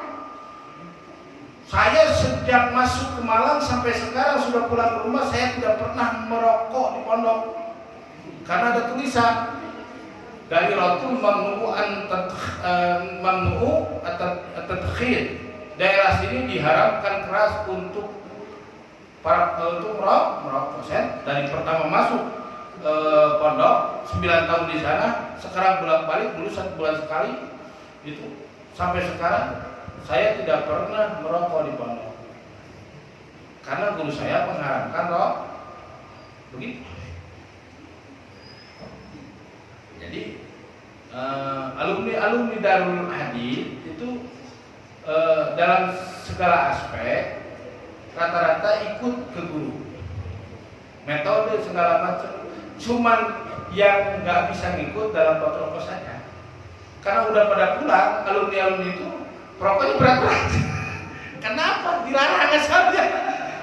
Setelah dilarang, lalu boleh, namanya kuda lepas di gedok kan seperti itu. Jadi ada pun larangan rokok tidak bisa ditaikkan kepada larangan haram, tidak bisa. Cuman kalau bukti rokok itu jelek, tidak ada selama haji diselenggarakan, tidak ada orang yang berani merokok di depan Ka'bah. Itu bukti rokok buruk jelek. Itu harus diakui di sisi itu. Betul tidak? Ada lihat orang lagi saing sambil merokok? Hah? Ada orang lihat lagi tawaf sambil merokok? Enggak. Tetap rokok itu buruk. Rokok itu bahkan Syekh Muhyiddin Pamijahan itu beliau perokok berat asalnya. Karena ada peristiwa yang terjadi kepada beliau mengharamkan rokok. Tapi mengharamkannya tidak umum, hanya untuk daerah yang beliau tinggali. Di sini tidak boleh, kamu kalau ke sana silakan. Artinya apa? Artinya tetap ini ranahnya khilafiyah, tidak bisa langsung dikatakan rokok itu haram atau rokok itu mubah. Tetap ulama itu berpendapat berbeda-beda. Dasarnya paling banyak itu makruh, kedua mubah, ketiga haram. Tingkatnya itu. Ulama-ulama muhaddits, ahli-ahli hadis rata-rata mengharamkan rokok. Itu tidak diingkari. Lalu ulama-ulama di Hadramut, di Yaman itu mereka mengharamkan rokok, betul. Jadi orang di Hadramut itu, maaf, yang merokok itu cuma preman. Yang merokok itu cuma preman. Saya dapat cerita dari Habib Hashim Allahyarhamu. Jadi beliau pernah bertengkar sama supir gitu, udah dibayar supirnya macam-macam di Hadramut. Kata supirnya bilang ini, saya kasih tahu kamu, saya adukan sama kakak saya merokok tiap hari di rumah. Jadi merokok itu di Hadramut itu bagaikan orang yang melakukan keburukan yang besar. Di Yaman itu di Hadramut tidak ada yang merokok berani jalan-jalan itu, tidak ada. Masya Allah. Orang-orang Indonesia itu kalau beli rokok harus dia pakai KTP-nya, kartu pelajarnya harus ditinggal, baru dikasih. Kalau nggak itu nggak akan dikasih sama baru. Nah, tapi di Saudi sendiri biasa orang merokok. Depan Masjid Nabawi biasa merokok, depan Masjidil Haram biasa merokok. Nah ini berbeda lagi kan situasinya, berbeda lagi. Nah di Yaman itu orang perokok lebihnya ke akhlak, lebihnya ke akhlak. Jadi orang perokok itu dianggap berkelakuan buruk. Kata Habib Hashim, di sini kakak kamu baru merokok. Di Jawa kiai itu merokok sehari 6 bungkus. Kakak kamu kalau masuk ke Jawa bukan preman, kalah sama santri. Nah seperti itu. Jadi tetap ya di dalam hukum rokok, kalau ada yang mengambil hukum haram, memang itu ada ulama yang berpendapat. Kalau mau mengambil makruh, karena rokok itu tidak membawa keburukan secara langsung dan otomatis, berjangka. Dokter mengatakan demikian. Lalu kalau ada yang memubahkan, memang dasar hukumnya selain yang dinaskan itu asal dasarnya ibahah dulu. Maka tidak bisa orang membahas fikih kalau dia tidak mengetahui usul fikih. Yang coba-coba. Di dalam usul itu al-hukmu kulluhu imma haramun kulluhu wa imma ibahun. Hukum itu bisa saja asalnya haram semua dan asalnya boleh semua. Kenapa jadi tidak boleh? Kenapa jadi makruh? Karena ada yang melarang. Adapun yang bakar uang, saya kira nggak sampai bakar uang. Nggak sampai. Kan setan itu menyuruh pelit, Bu. Setan itu nyuruh Pak, orang rokok itu uang dibakar-bakar, ya biar nggak pelit begitu. Biar nggak pelit. Paham ya? Jadi untuk masalah rokok, saya sepakat dengan tadi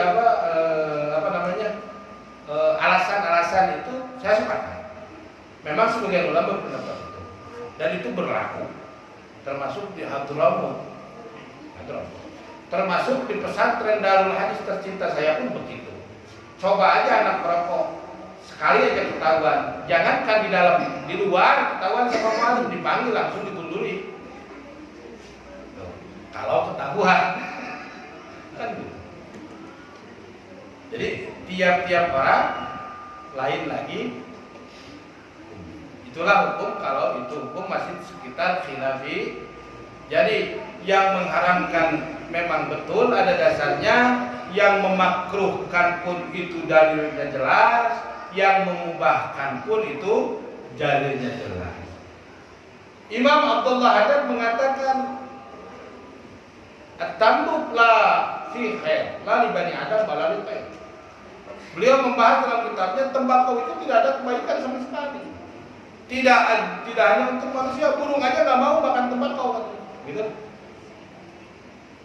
Ini kan pendapat yang menguatkan yang haram. Jadi pernah orang itu mencoba, babi itu makhluk paling kotor. Babi itu makhluk paling kotor. Ternyata babi tidak mau makan tembakau. Kotorannya dimakan, tembakau enggak. Itu yang memperkuat pendapat yang pertama. Adapun yang kedua, alasannya kenapa? Karena tidak ada nas. Kalau hukum seenaknya diambil begitu, maka nanti akan menutup pintu ikhtilaf, tidak adanya perbedaan. Dan itu bukan lagi fikih kalau begitu. Karena fikih itu harus ada khilafiyah. Jadi ulama yang kedua tetap mereka berpegang teguh bahwa itu hukumnya makruh. Bahkan yang ketiga hukumnya mubah. Mubah itu apa? Gimana niatnya saja. Gimana niatnya? Ada seorang ulama besar namanya masih belum lama. Beliau muhaddis besar, mufassir besar. Guru murid-murid beliau termasuk Sayyid Muhammad Maliki, murid beliau. Termasuk ulama-ulama di Indonesia ini yang punya pesantren besar, termasuk pernah haji ke beliau. Namanya Syekh Ismail Al-Madani. Beliau itu tidak bisa membuka kitab, tidak bisa membuka pelajaran kecuali beliau itu menyisap tapi rokoknya bukan rokok ini, pakai sisa itu. Maka beliau berkunjung kemanapun beliau selalu harus bawa itu. Untuk orang begini lain lagi hukumnya. Jadi jangan pernah hukum yang khilafiyah itu langsung dihukumkan secara otomatis, tidak. Jadi hukum itu kaifiyatun. Nah, satu hukum itu ya, kaifiyatun, mahalun, zamanun, wa maksudun hasan. Jadi bertalian dengan itu. Paham ya Bu ya? Paham Bu? Kalau yang belum merokok jangan coba-coba merokok. Kalau yang sudah merokok kalau bisa berhenti. Itu saran dari saya. Adapun saya belum bisa berhenti merokok karena kalau saya tidak merokok saya itu ngantukkan orangnya. Doain aja. Apa? Saya doain. Amin. Selalu sehat ya Pak Ustaz. Amin. Jadi memang itu hukum. Hukum itu harus dibaca mulai yang awal sampai yang akhir. Silahkan. Yang sudah merokok jangan coba-coba. Yang sudah merokok bisa dikurangin atau bisa lebih baik berhenti. Betul. Tapi kalau berhenti merokok jadi ngawur omongannya. Jadi ngomongin orang terus gak berhenti. Nah itu lebih bahaya dari rokok. Itu omongan ngawur itu lebih bahaya dari rokok. Enggak. Pertanyaan kedua. Apa definisi nubuat itu sama dengan ramalan gitu Pak Ustaz? Apa? Definisi nubuat. Oh, kalau nubuat Apa itu sama dengan definisi ramalan? Oh, enggak bisa, bukan. Terima kasih. Bukan. Nubuat itu sudah jelas, bukan ramalan. Bukan ramalan, meskipun kadang-kadang di dalam kisah ramalan itu ada yang memang ramalan itu yang dari kuhana, para dukun yang bekerja sama dengan para iblis. Adapun kalau ramalan nubuat itu bukan ramalan, itu nubuatan, beda. Walaupun seperti ramalan akan terjadinya ini, akan terjadinya ini, akan terjadinya ini, walaupun itu terjadi itu bukan ramalan, itu nubuat. Karena seorang rasul itu tidak mungkin dia berkata, dia mungkin dia memberikan faidah, suatu faidah kecuali wahyu yuha, hanya wahyu yang dia katakan. Wala min indi nafsi, tidak mungkin seorang rasul itu mengatakan dari dirinya. Mulai zaman Nabi Adam sampai zaman Nabi Muhammad, yaitu nubuah itu seperti itu. Mereka tidak berkata-kata atas dasar nafsunya, tapi mereka mengatakan atas apa yang diwahyukan kepada mereka. Kalau ramalan enggak. Terus sekarang tukang ramal udah nggak ada. Adapun juga pasti bohong. Berbeda dengan zaman dulu. An-Najim dulu itu, peramal dulu itu sakti-sakti. Karena mereka tidak berbohong. Jadi mereka itu bekerja sama dengan makhluk yang namanya syaitan. Yang namanya setan. Sebelum kanjeng Nabi Muhammad lahir ke alam dunia, setan itu bebas bergerak. Bebas bergerak kemana? Ke langit. Bebas bergeraklah, dan mereka mengintip di Lauhil Mahfuz catatan orang-orang manusia-manusia, makhluk-makhluk tersebut. Lalu mereka bekerja sama dengan seorang manusia dikatakan kuhana atau ahli nujum, ahli apa? Ahli ramalan. Gitu. Makanya dukun dulu itu bukan bohong, sakti betul. Nah sekarang dukun bohong aja banyak yang percaya.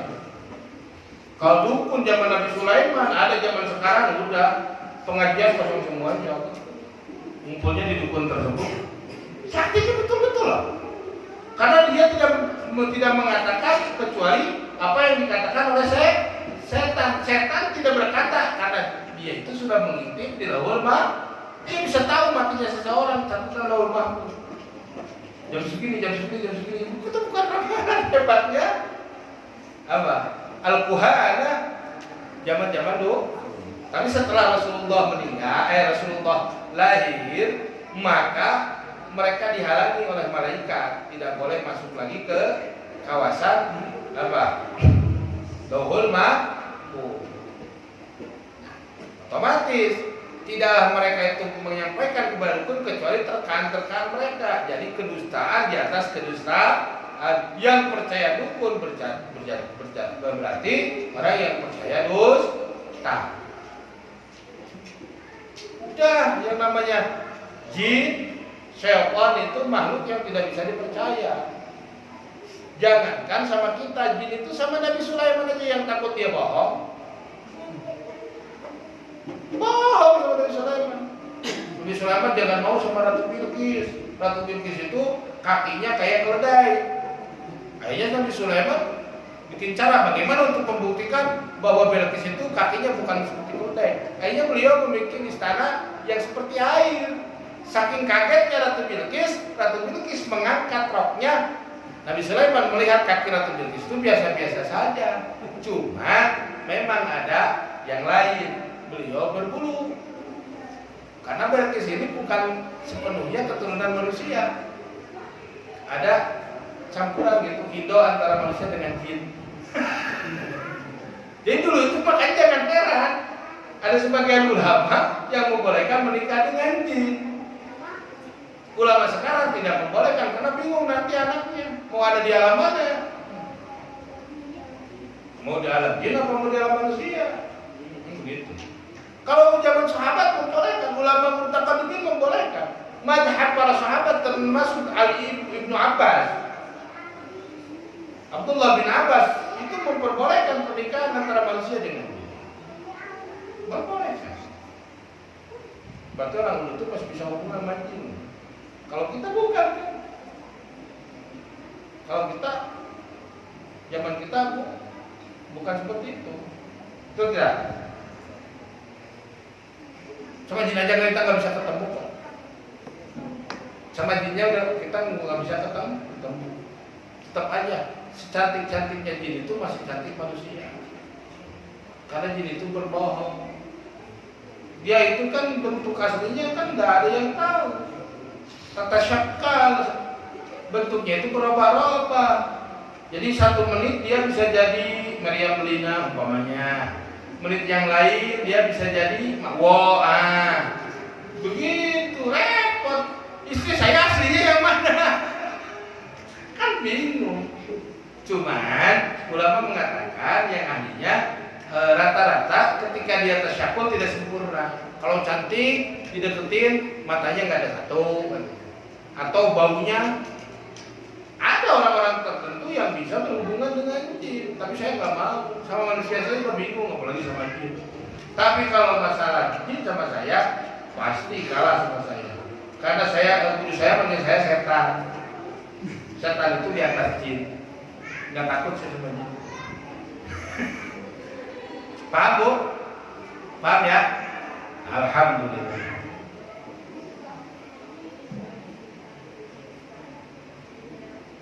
Yang lain, satu lagi pertanyaan sebelum ditutup, mangga. Sebelum ditutup, mangga.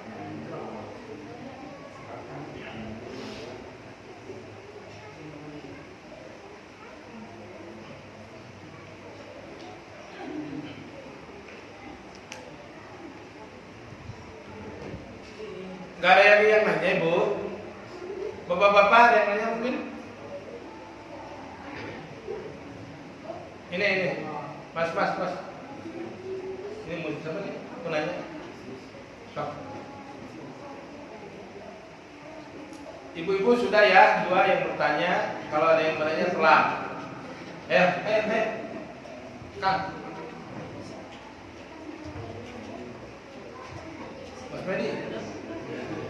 Yang lain sudah nggak ada yang nanya, berarti Mas Medi bagiannya. Biarlah Mas Medi menjadi wakil mereka.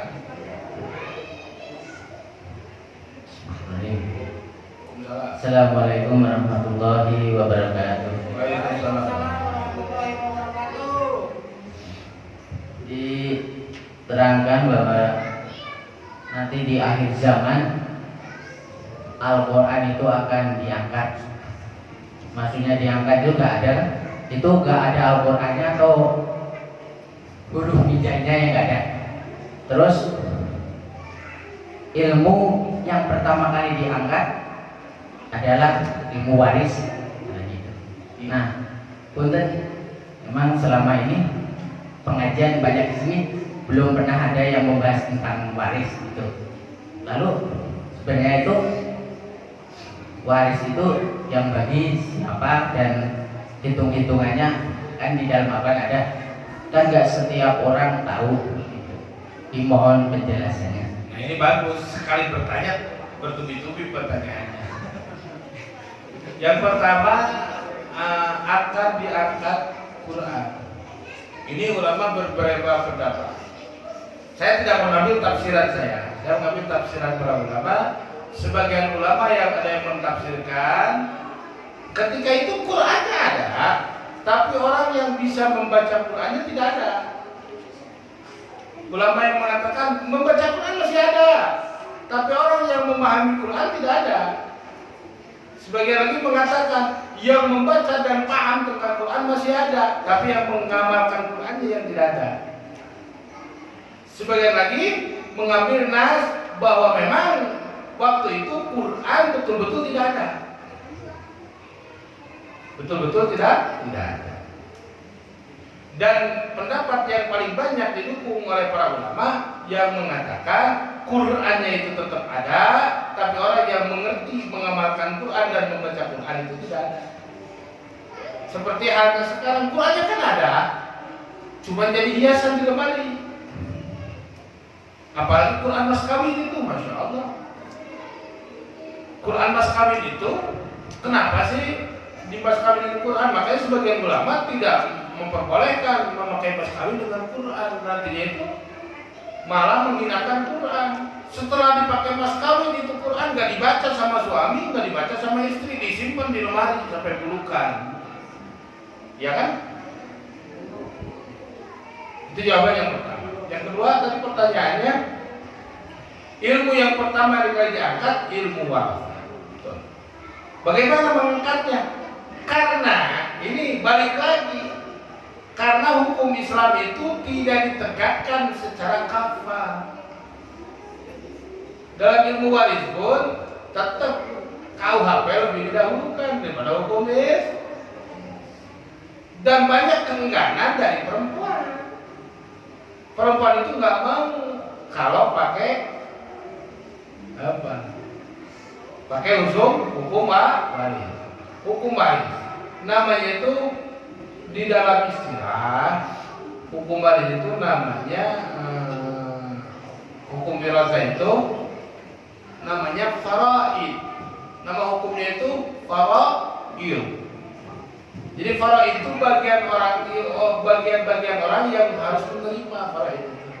Ibu berapa, istri berapa, anak berapa, kalau satu berapa, kalau berbilang anak berapa, anak perempuan berapa, anak laki-laki berapa. Itu namanya al-faraid.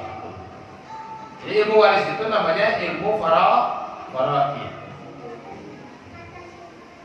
Pertama diangkat, betul. Dengan cara apa? Dengan cara orang Islam sendiri sudah nggak mau pakai ilmu faraid.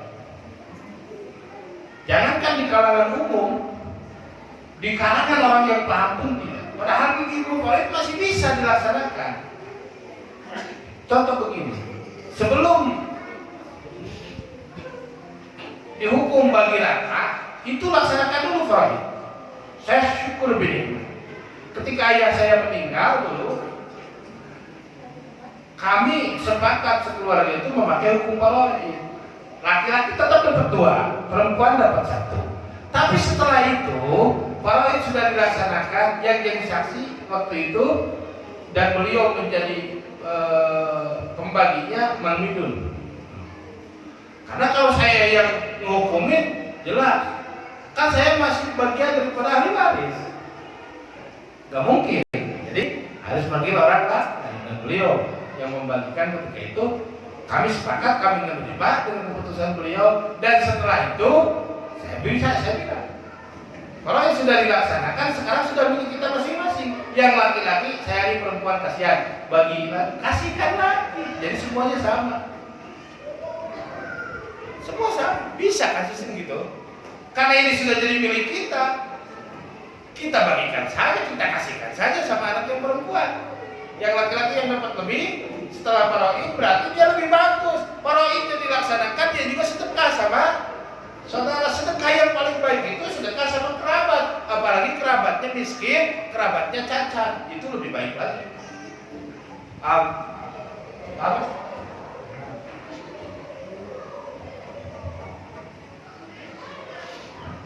Kemudian kalau di sinetron itu, kalau di sinetron aneh juga ya, itu biasanya kalau orang yang kaya itu dititipinya lewat notaris gitu. Apa itu sesuai dengan aturan? Selama itu menjalankan hukum faraid, si notaris itu menjalankan hukum faraid, itu sesuai aturan agama. Kalau notaris itu melaksanakan hukum positif pemerintahan KUHP, ya berarti itu tidak melanggar negara, cuma tidak masuk kalau kerana syariat. Paham ya? Tapi kalau disesuaikan dengan syariat, dia mengatur itu. Dan memang ada, di hukum KUHP pun ada baris itu. Silakan tanya sama pengacara-pengacara, sama kok. Banyak pengacara juga yang nanya sama saya, faraid itu begini, ya sama ini sama. Karena di samping mengambil dari Belanda, hukum KUHP itu juga menyerap dari ulama diantaranya Habib Utsman bin Yahya Mufti Betawi itu banyak, makanya ada namanya hukum perpaduan antara hukum positif, hukum negara dengan hukum syariat. Nah itu bagiannya rata-rata di Departemen Agama di Devan. Kalau mau urusannya syariat ke Departemen Agama, beres kan? Ada pun yang mengajar proyek, saya nggak ada yang minta mengajar proyek. Kalau proyek itu kan bukan nggak fardu ain, berbeda dengan sholat. Karena yang mati itu nggak tiap hari, yang bagi waris itu tiap hari, itu berbeda dengan sholat. Jadi saya bisa minta upah. Kalau saya ngajar proyek, Mas Medi mau ngasih gaji saya berapa? Begitu saja. Adapun masalah ini masalah fardu yang tidak boleh ditinggalkan. Jadi faraid itu bukan gampang. Satu, khusus, waktunya harus khusus. Kedua, yang mengajarkan itu harus pintar matematika. Karena saya dalam matematika lemah, pasti harus ada yang dampingi, yang ahli matematika. Jadi kita bagian saja. Contoh, di antaranya seseorang meninggal namanya Utsman. Utsman punya istri, ibunya masih ada, ayahnya masih ada, istrinya masih ada, punya anak dua, yang satu perempuan, yang satu laki-laki. Itu semua ahli waris. Semuanya damil furud. Istrinya dapat dari Utsman itu bagiannya. Ibu dan bapaknya tetap juga masih dapat bagian dari mayit tersebut. Anaknya pun dapat bagian. Itu namanya dawil furud. Mengenai bagian-bagiannya itu diatur. Ada yang sulus sepertiga, ada yang sudus seperenam, ada yang 1/12, ada yang 1/8, ada yang mendapat nisfu setengah, ada yang mendapat 1/4 dari harta yang ditinggalkan, ada yang mendapat asobah. Artinya asobah itu setelah dibagi yang lain sisanya buat dia. Jadi rata-rata kalau ada orang meninggal, dia punya anak laki-laki 1, sisanya itu perempuan anaknya. Maka si laki-laki ini bukan 2/1, bukan, tapi si laki-laki ini dapat asobah. Dia dapat asobah. Contoh begini, seseorang, dia punya anak, tapi anaknya cewek semua. Anaknya cewek semua. Nah, lalu dia meninggal, dia punya saudara laki-laki. Ini kalau saudara laki-lakinya dapat warisan. Kalau ada salah satu laki-laki, maka yang akhun syaqi, yang saudara seibu sebapak sekandung itu tertutup mahjub dengan adanya si anak laki-laki. Karena ini anaknya perempuan semua, nggak bisa menghijab saudara laki-laki ayah. Jadi saudara laki-laki ayah itu mendapat warisan ketika ayahnya meninggal. Rata-rata juga dikasihkan. Dianggap bahwa paman itu bukan ahli waris, padahal ahli waris. Bisa panjang ini kalau diterangkan. Ini ababnya harus khusus. Bukan saya. Jadi harus khusus memang Bang. Itu sekilas ya. Dikatakan di Qurannya disebutkan di Quran apa? As-sulus. Ya. Sudus Quran itu yang dikatakan. Al-Madkur bil Quran. Paham ini Mas Medi? Insya Allah ya paham ya. Kalau Mas Medi mau belajar langsung ilmu Quran, silakan saya tunggu di madrasah saya. Silakan. Kalau Mas Medi matematikanya pintar.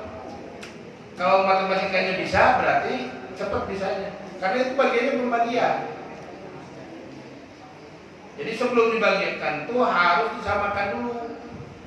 Bilangan penyebut sama pembilangnya itu harus disamakan. Pernya itu harus sama. Nanti diketahui dibagi lagi. 1/6 itu sama 1/8 umpamanya. Ini harus sama dulu ini. Jadi berapa, itulah caranya pembagian. ada lagi nanti aul itu kelebihan, sudah dibagikan masih berlebih, ini milik siapa? Nah, harta itu dibagikan kok masih ada sisa. Nah, aul ini milik siapa nantinya? Namanya aul. Jadi sekilas tentang faraid. Saya bukan nggak ngerti, Mas Fadi, cuman waktunya. Ya kalau yang mau memang mempelajari itu ya silakan, saya tunggu, nggak apa-apa. Tapi kalau di sini kan harus pakai bor, ranginya itu ribet. Harus ada bilangan pernya itu. Harus ada faraidnya dulu, si ini mendapat berapa, si itu mendapat berapa. Gitu ya. Ini masalah faraid, insya Allah bisa-bisa saja. Insya Allah. Untuk sekilas nanti insya Allah ya kita kaji juga. Betul. Jarang sekali orang yang menyinggung bab faraid. Padahal itu salah satu kewajiban di dalam agama. Betul. Makanya pertama yang diangkat oleh Allah ilmu faraid. Kenapa diangkat? Karena orang nggak mau pakai, terutama perempuan. Perempuan itu pengen sama laki-laki. Itu kalau yang ditinggalkan sama yang mati harta. Coba kalau yang ditinggalkan hutang, hutang juga harus dibagi, bukan harta aja. Hutang orang tua yang meninggal itu harus dibagikan kepada ahli warisnya. Paham ya? Paham?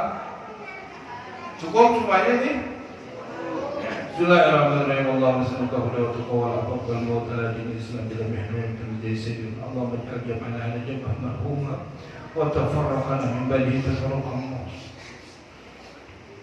Allahumma salli ilman nafi'an qalban khashi'an amalan mutaqabbalan Allahumma la tadana fi maqamina hadha ahadan dhanban ila ghafarta wa la 'ayban ila satarta wa la hamman ila farajta wa la maridan ila shafaita wa la hajatan min hawaiji dunya lana fiha salah wa laka fiha ridha ila qadaitaha yassarta ya rabbal alamin ya rabbal alamin Allahumma rizqna wa iyyahum yarzuqna halalan tayyiban wasi'an mubarakan fihi min ghairi masyaqqatin wa la ta'abin wa la dhayrin wa la nasabin innaka ala kulli syai'in qadir Allahumma nas'aluka ya Allah ya Allah ya Allah bala wallahi anta Allah la ilaha illa anta Allah Allah Allah wallahi la ilaha illa anta ya hayyu ya qayyum Allahumma nas'aluka husnal khatimah wa na'udzu bika min su'il khatimah Allahumma nas'aluka ilman nafi'an wa qalban khashi'an wa na'udzu bika min ilmin la yanfa wa du'a'in la yushma wa qalbin la yakhsha wa batnin la tashba bi rahmatika ya arhamar rahimin Allahumma ij'al inda intihai ajalina qawla la ilaha illallah la ilaha illallah la ilaha illallah Allahumma ahina 'alaiha wa binna 'alaiha biridhanika wa la mudhillin wa la mughayyirin wa la mubaddil wa anta hasbuna wa ni'mal wakeel ni'mal mawla wa ni'man nasir wa sallallahu ala sayyidina wa habibina wa syafiina wa qurrati a'yunina Muhammad wa akhiru da'wana alhamdulillahi rabbil alamin bil qabul al-Fatihah. A'udzu billahi minasyaitonir rajim. Bismillahirrahmanirrahim. Alhamdulillahi rabbil alamin. Ar-Rahmanir Rahim. Maliki yaumiddin. Iyyaka na'budu wa iyyaka nasta'in. Ihdinas siratal mustaqim. Shiratal ladzina an'amta 'alaihim ghairil maghdubi 'alaihim waladdallin. Hanya itu yang bisa kami sampaikan.